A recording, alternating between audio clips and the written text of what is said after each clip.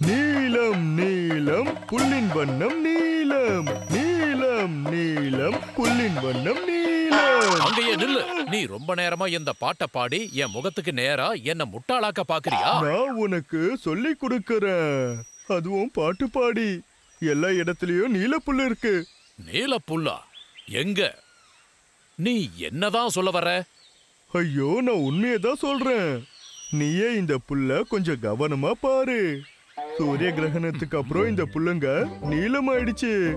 பாரு, இந்த அழகான நீல புல்ல கொஞ்சம் பாரு. எங்க?